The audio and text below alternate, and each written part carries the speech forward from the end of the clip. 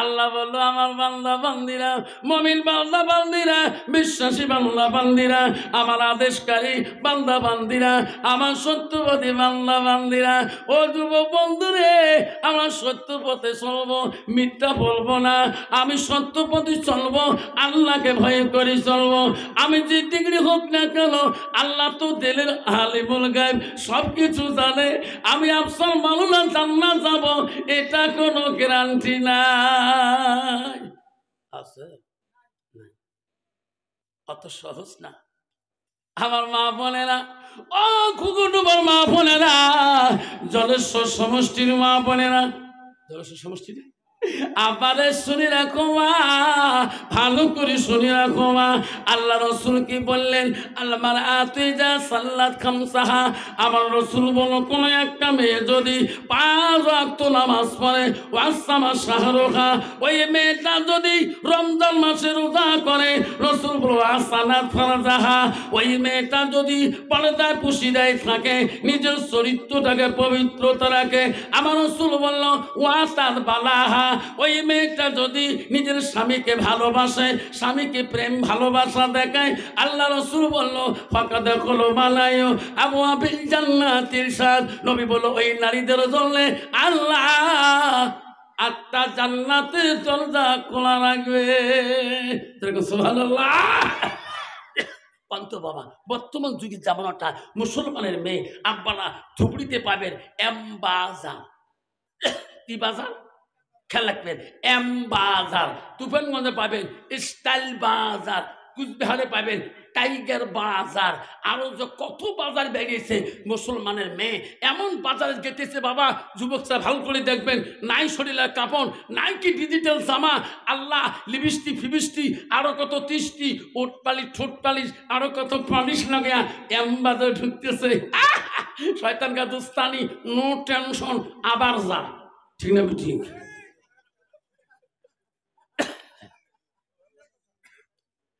ওই মেয়েটার ভিতরে এলেন থাকতো। আব্বা দেখবেন ধুপড়ি টাউনে দেখবেন বাজার পিছনে লেখা আছে শৌচাঘর, কুচবিহারে লেখা আছে মিনিস্টারের শৌচাঘর, তুফানগঞ্জে বাজারে লেখা আছে শৌচাঘর। ওখানে পেশাব পায়খানার জন্য নেতরা 5 টাকা 10 টাকার জন্য বিনিময়ে বসে থাকে, ঠিক না? ওখানে কিন্তু যে পুরুষ মানুষ পেশাব করবে তার জায়গাটা হলো ডিজিটাল খারাপ জায়গা, খারাপ পর্যন্ত খারাপ হওয়া। আমি যদি যাই আমার কাছে চাষা পায়খানা যাবে না পেশাব, তুমি জানে চাষা তো দাঁড়াবার নয়, চাষা লেট্রিনের যে দরজা পেশাব করো। কত মুসলমানের ছেলে আছে বাবা, ওই যে ডিজিটাল লাইনের যে সিরিয়াল হয়ে গেল, ঠিক না? ঠিক বসবে যে বাবা না, জি প্যান্ট কিনছে বাবু, তোমার তো এই প্যান্ট নাই রে বাবা, ইসকি প্যান্ট কিনে রে বাবা, প্যান্ট যদি বসবে দাঁত কিড়িমেই জানে আছে না? ওই প্যান্ট নিয়ে যদি 5 টাকা দিয়ে দাঁড়ে স্প্রে করে, আছে না? স্প্রে জায়গা স্প্রে করলো, আমরা পেশাব করি কত, আমরা 40 কদম বন্ধ বেড়াবেড়ি করে বাবা, ওদি পেশাব করি স্প্রে করিয়ে ওদি কলকাবজা বন্ধ করিয়ে যেই হাসে কত বাবা রজনীগন্ধার স্যান বাহি থাকবে না মাত্র। মুসলমানের ছেলে, এই বাপ ডিগ্রি নিতে পারো বাধা নাই, এমই পড়তে পারো বাধা নাই, বিয়ে পড়তে পারো বাধা নাই, এলএল পড়তে পারো, এম কি পড়তে বিক্ষম পড়তে পারো বাধা নাই, তুমি যে নাপাক অবস্থায় আছো। কখন আজাল আসবে, তুমি কলেজ থেকে বাড়ি আসতে পারবে কি না তার কোনো গ্যারান্টি না। বাবা আগে মারা যাবে না, মা আগে মারা যাবে রে সোনা। কত যুবক কলেজ জীবনে বাজার করতে রে বাবা, ওই গাড়ির তলে বাইকের তলে বাবা রে, তেরাকে মাথাটা পিছি যাইতে রে সোনা। হয়তো খোদার খেলা, ওই তো খোদার নীলা, সকাল বেলার ধনী রে ভাই তুই, ফকির সন্ধ্যাবেলা নদীর পারে ভাঙ্গে ও পারে বান্ধে নদীর পারে ভাঙ্গে এ পারে বান্ধে ওই তো খোদার খেলা সকাল বেলার ধনী রে ভাই তুই গরিব সন্ধ্যাবেলা বাসে কাটিবে খাটে বানাইবে সেই খাটতে তুলিবে সারি জনায় তুইয়া আসিবে তোমার প্রাণ আর তো চাইবে না ভাই কান্দিবে ভাতিজা কান্দিবে আপন সত্য কেউ তো ছাড়িবে না ঘরের বিবি কান্দিয়া মিটাইবে বাসনা ওই তো খোদার খেলা ওই তো খোদার নীলা। বাবা কত ছেলে বাপকে ছাড়ি কবরে গেতেছে বাবার 90 বছর বয়স আমার ওখানে বাবা হাঁটতে পারে না শেষকে ছেলের জানাজার বাপ কান্দে আছে না কত ছেলে বাবার সামনে জানাজা বাপ জানাজারে দাঁড়াইতে পারে না কদিন আগে আমার এলাকা একটা ছেলে বাইক দিয়ে চলে গেল বাপ বুড়ে মানুষ জানাজারে খাড়া করতে পারে না মানুষ তবু জানাজার অবস্থা বেহুশ হয়ে পড়ে গেল শোনা তুই জানলি না আমার বাপ আগে যাবে না আমি আগে যাব এই কথা কার কাছে আল্লাহর কাছে কার কাছে এই কথাটা নিয়ে যুবক তোমরা সমাজে থাকবেন যুবক যুবক পালনের খবরের চাবিটা আজরাইল কখন আসবে তোর কাছে তুমি নিজেই বলতে পারবে না এই ভাবনা চিন্তা নিয়ে তুমি সমাজে থাকবা আল্লাহ তোকে পূর্ণাঙ্গ মুসলমান করে আল্লাহ কবরে নিবে জোরে কোন আমিন জোরে বলেন আমিন আমার মা বোনেরা ও ঘুঘুটো মা বোনেরা ভালো করে শোনো মা আল্লাহ রসুল কি বললো ওয়াতাত বানাহা নবী বলল কোন মেয়ে যদি স্বামী বাড়িতে যায় ওই স্বামীর দিকে তাকাইবে রসুল বলো যাউজুহা আনহারা দিন ওই স্বামীকে যদি তুমি খুশি রাজি করাইতে পারো তোমার কথার দ্বারায় বাক্যর দ্বারায় রসুল বলল দাখালাতিল জান্নাত সেই মেয়েটা সর্বপ্রথম জান্নাতে যাবে সুবহানাল্লাহ কন্ত বাবা বর্তমান যুগের নারী স্বামী বাড়িতে গেলে স্বামীর মন জয় করতে পারে স্বামীর মুখে হাসি আনতে পারে না ডিজিটাল নারী আল্লাহ আব্বারে সব জায়গায় হুজুর হওয়া যায় সব জায়গায় পিসাব হওয়া যায় সব জায়গায় আমির সাহেব হওয়া যায় সব জায়গায় মোল্লা সাহেব মুফতি সাহেব হওয়া যায় সব জায়গায় এমএলএ সাহেব প্রেসিডেন্ট সাহেব কাউন্সিলর সাহেব গাঁওবুড়ে সাহেব কত কিছু হওয়া যায় উকিল সাহেব এসপি সাহেব দারগা সাহেব বউয়ের কাছে হওয়া বড় কঠিন যেরকম ঠিক না ঠিক বাড়ি যদি কোনোদিন যায় চক্র বউ কোনদিন সার কয় সার মারাছিস তাই খাসতে খা না খাসতে ঘুঘু মারি চৌপতিটা ঘুঘু ডোবার চৌপতিটা ঠিক না ঠিক হাবা নারী হলো 4 প্রকার হস্তানি কদমনি সাংখিনী লোহাজনী নারীকে বিয়োগ করলে নবী বলছেন নারীর গুণ দেখে বিয়োগ করো খলিফাতুল মুসলিমিন পৃথিবীর 4 জন খলিফা রাষ্ট্রপতি ছিলেন প্রথম খলিফা ছিল হযরত আবু বকর দ্বিতীয় খলিফা রাষ্ট্রপতি ছিল হযরত ওমর তৃতীয় খলিফাতুল মুসলিমিন ছিল হযরত উসমান গনি চতুর্থ ছিল হযরত আলী এই 4 জন খলিফা মুসলিমিনের রাষ্ট্রপতির ভিতরে সবচেয়ে রাগী রাগান্বিত তেজি মেজাজি খলিফা ছিল হযরত ওমর খলিফাতুর রাশিদিন ইনি একদিন রাত্রিকালে গভীর রাতে গরিবের খবর নেওয়ার জন্য পথ রাস্তা দিয়ে গেতেছে গেতে গেতে এক বাড়ির পাশে কেতাবে আছে এক বাড়ির পাশে দাঁড়াইছিলেন সবে সাদেকের আগে আগে এমন সময় বাড়ির ওই মহিলাটা বলতেছে তার বেটিকে বেটি এখনো ঘুম ভাঙি না হ্যাঁ বেটি উঠো আমার গাবি আগের মতন দুধ দিতে পারে না বেটিরা মদিনার বাজারে তুমি যাও আমার গাভীর দুধ কম হয়েছে রে বেটি।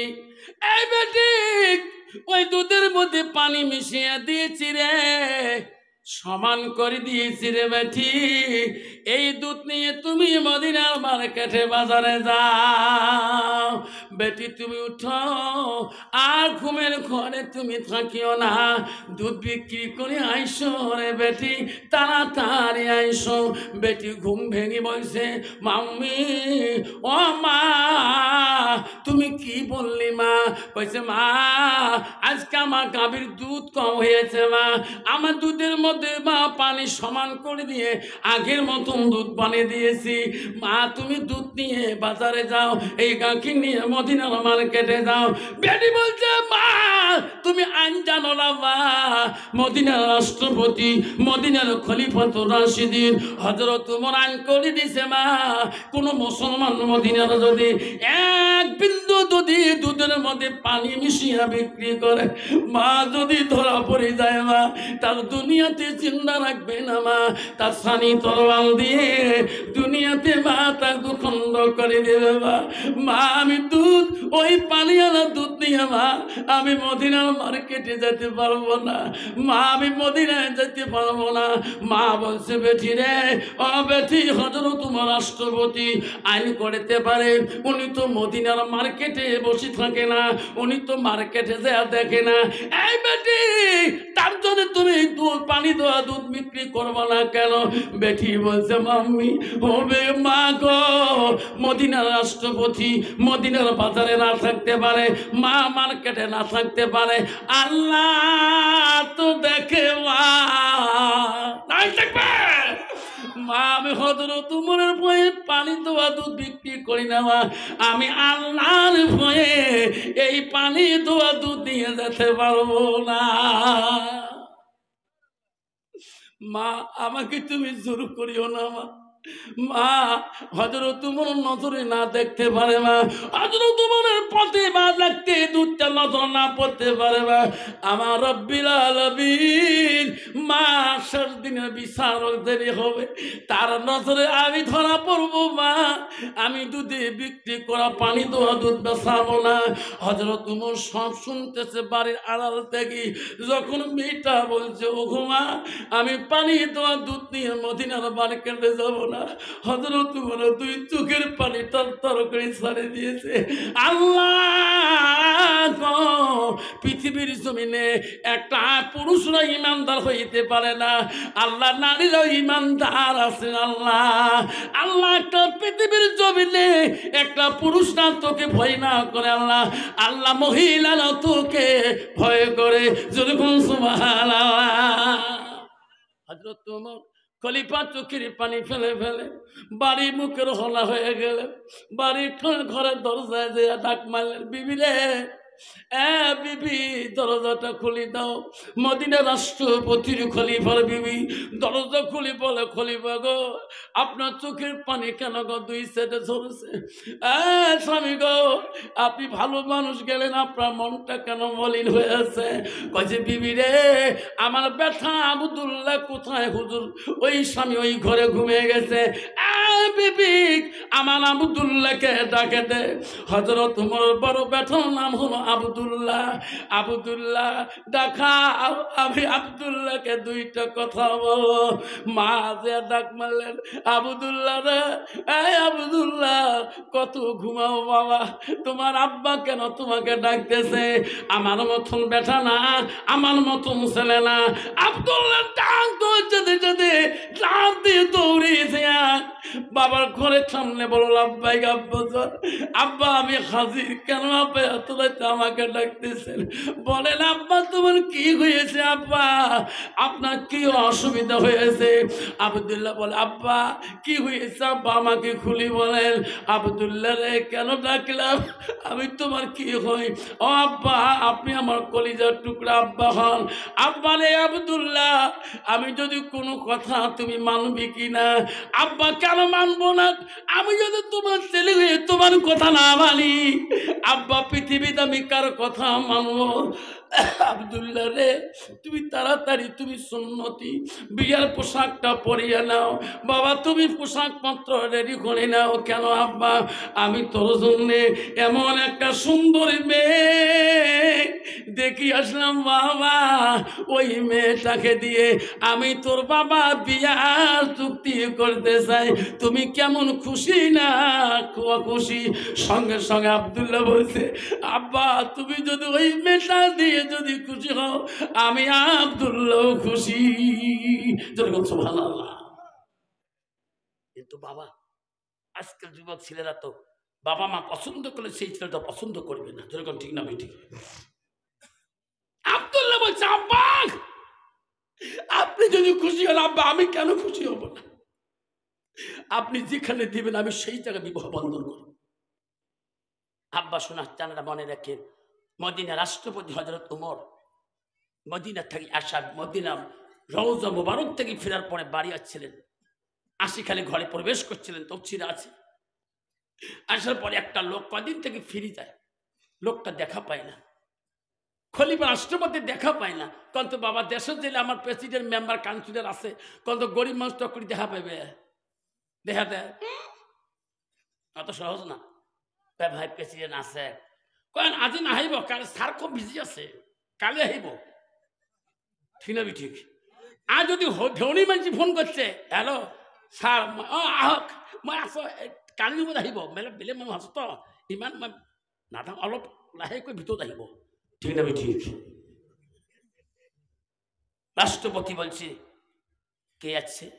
খলিফার একজন সাথী বলছে, হুজুর এই লোকটা 3 দিন পর্যন্ত আপনার দেখা করতে পারে না, আপনি বাড়িতে থাকেন না, ওই লোকটা আসছে ক্লান্ত শরীর নিয়ে আপনার দেখা শরীর দাঁড়িয়ে আছে বাইরে। হয়তো তোমার বলছে যা ওনাকে বলে দাও আমি কিছুক্ষণের মধ্যে এক্ষুনি দেখা করবো। যেরকম সুবহানাল্লাহ। আস্তে কথি মনে ভালো বাবা, পৃথিবীর রাষ্ট্রপতি হিংসা নাই কিনে নাই মনে।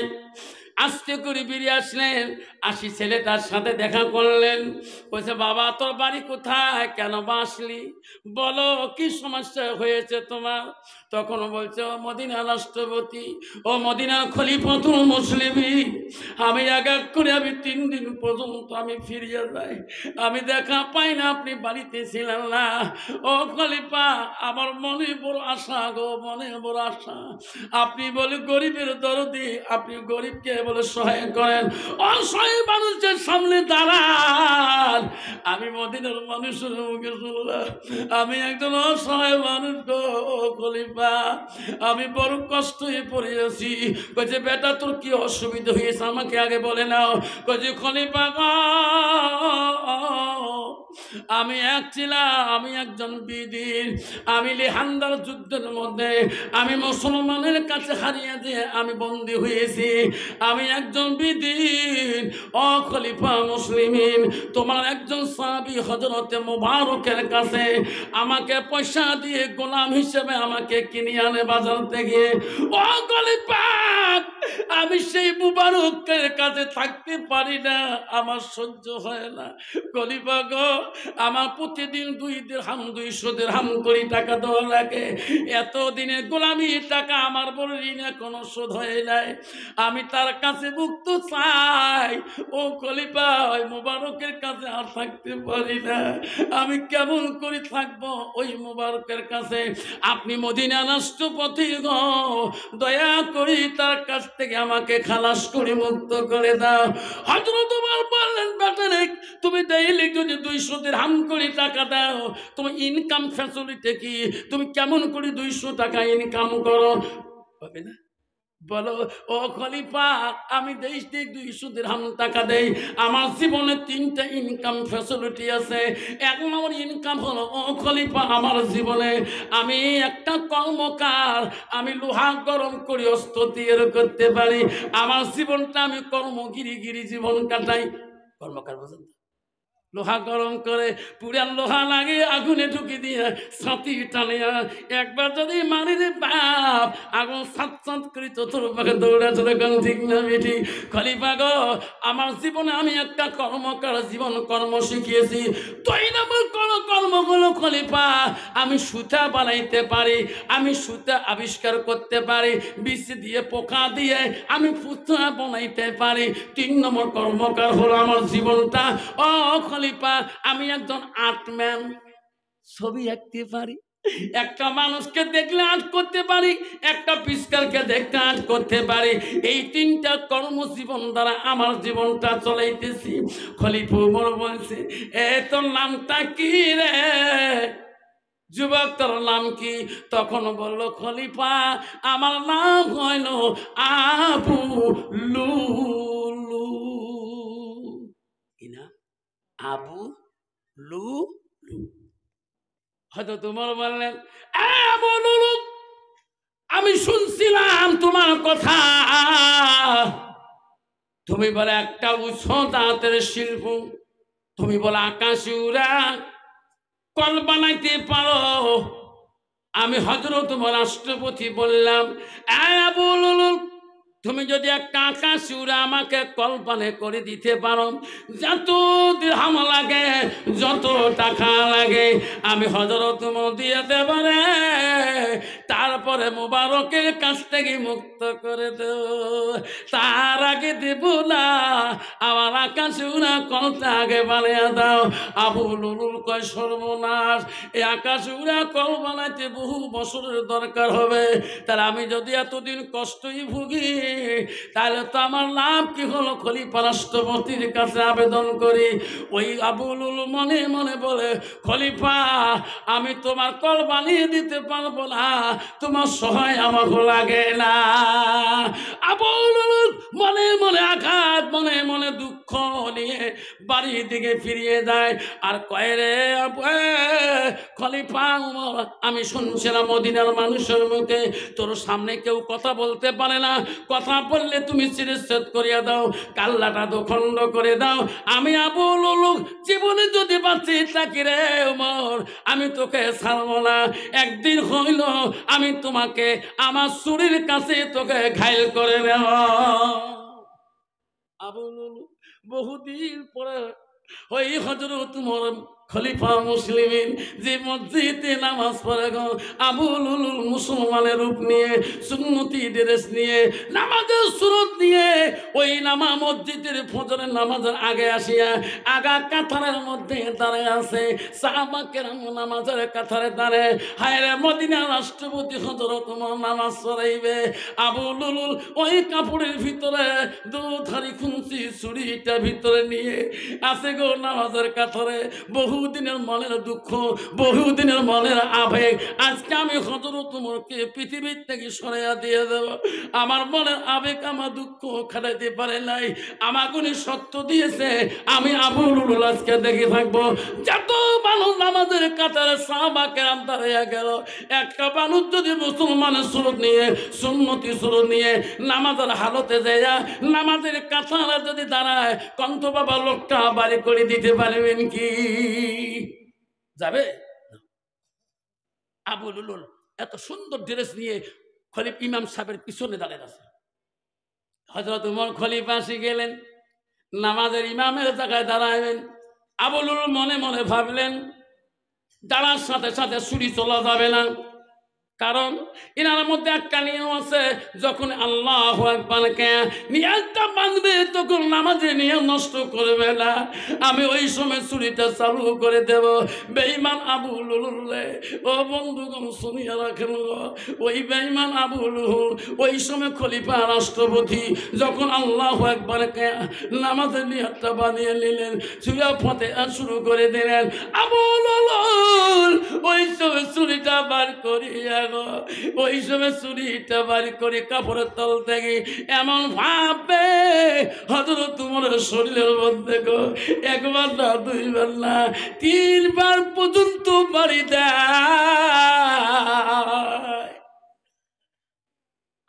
হযরত উমর খলিফা মুসলিমের ওইভাবে নামাজ প্রথম রাকাত যখন সিজদা যাওয়া আবার 3 বার মারে দিল, 6 বার আগে করে খুনতে বাড়ি দিল। হযরত উমর খলিফা মুসলিমিন নামাজের মধ্যে প্রথম কেরাতের মধ্যে ঢুলি পড়ে নেয়। ওইভাবে রুকু সিজদা দিয়ে হযরত উমর খলিফা দাঁড়িয়ে গেছিলেন। দ্বিতীয় রাকাত নামাজ খলিফা উমর পড়াইতেও পারে না, আর থাকতেও পারে না। ওই সময় হযরত উমর খলিফা নামাজ নষ্ট করতে দেবে না। তার পিছনে একজন সাহাবী ছিল, তার নাম আব্দুর রহমান বিন রাউফ। ওনাকে টানিয়ে দিয়ে বলছে, কাঁদছে, রে আব্দুর রহমান, নামাজ নষ্ট করা যাবে না। আব্দুর রহমান দেখ, আয় আয়, আমার পরে সূরা মিলি নামাজটা তুমি শেষ করিয়া দাও। আমি থাকতে পারি না, আমি থাকতে পারি না। আব্দুর রহমান বিন রাউফ ওই সময় ইমামের জায়গায় যা সূরা মিলিয়া নামাজটা তাড়াতাড়ি শটের মধ্যে শেষ করে দিল। আবু লুলুল ছুরি মারার পরে পালার চেষ্টা করলো।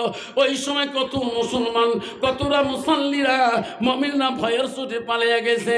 আর কতগুলা যাবার দায় নাই, আমার জীবন যাবে রে, ইনি কোন মানুষ রে, আমার খলিফাকে কি করলো রে।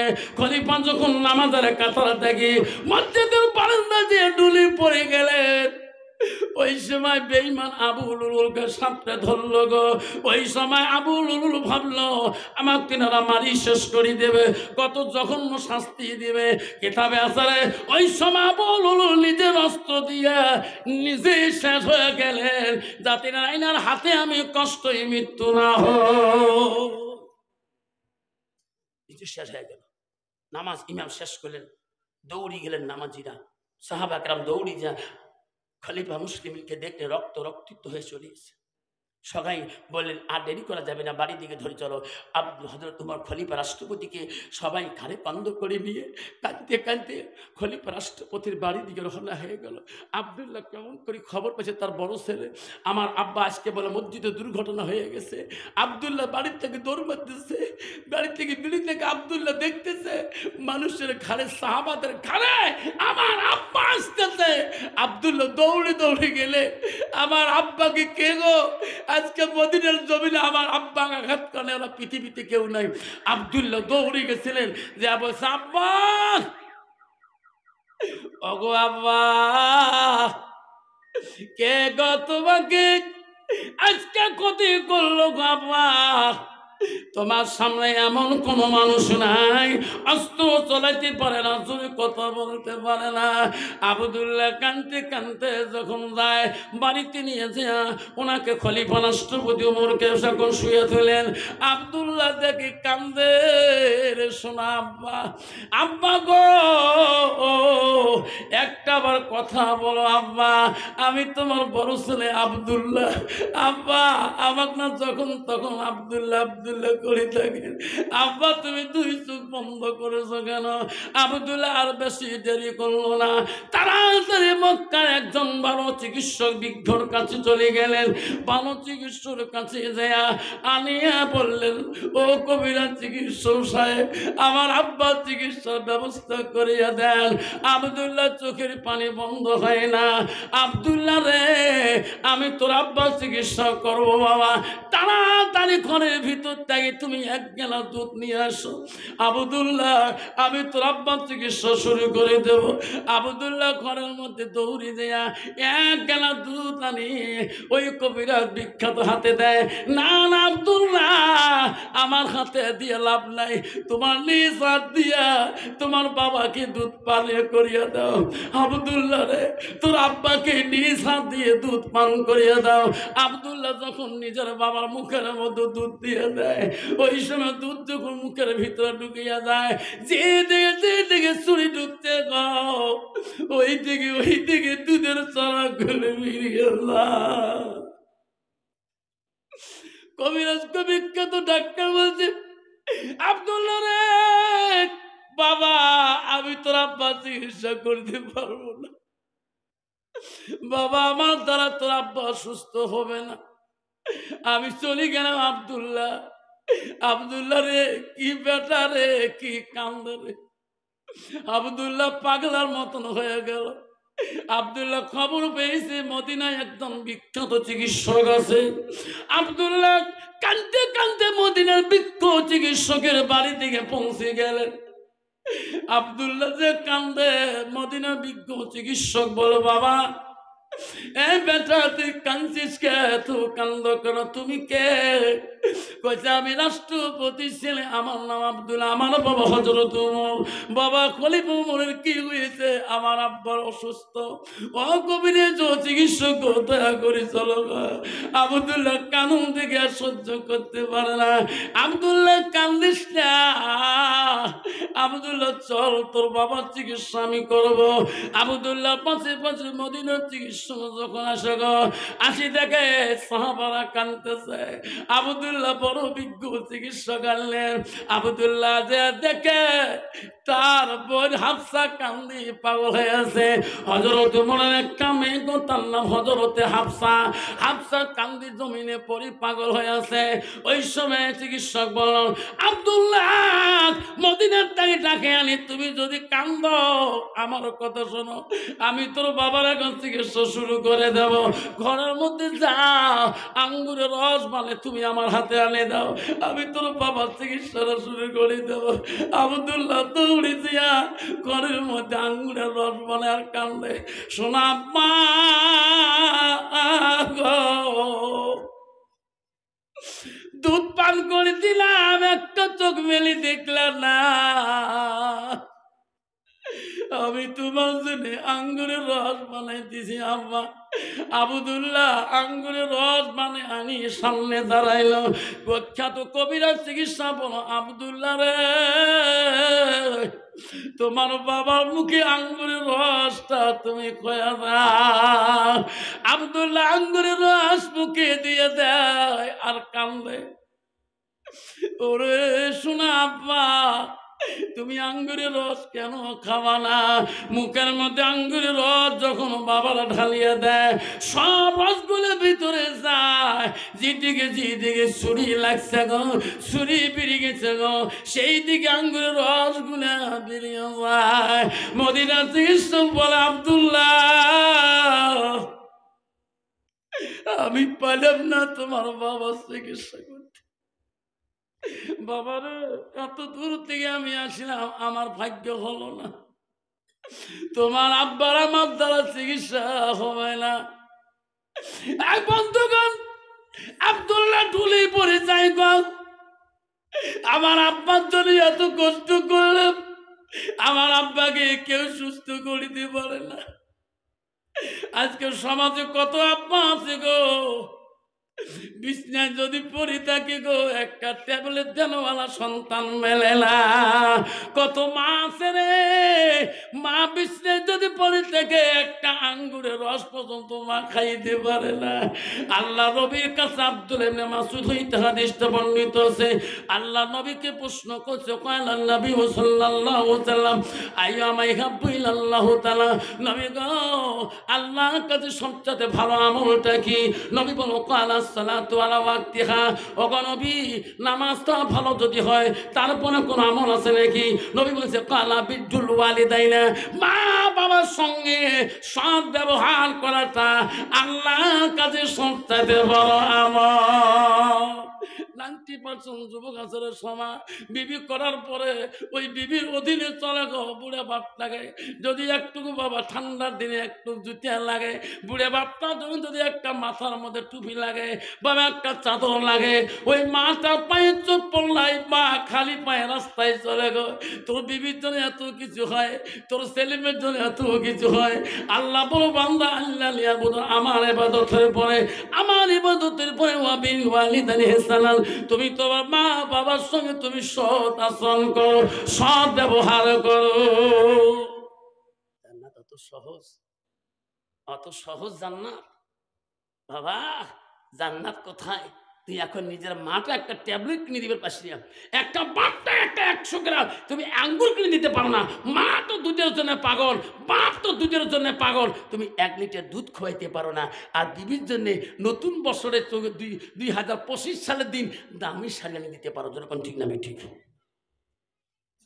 2025 সালে নতুন বছর মার্কেট করে বেটির জন্য, জামাইয়ের জন্য, বউয়ের জন্য, বাবার জন্য, মার জন্য মার্কেট হয় না, ঠিক না ঠিক?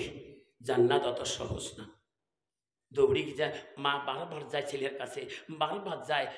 ছেলে বলছে, মা আমার রুমে আসো, যাও, কথা বলো না কেন মা? কইছে, বাবা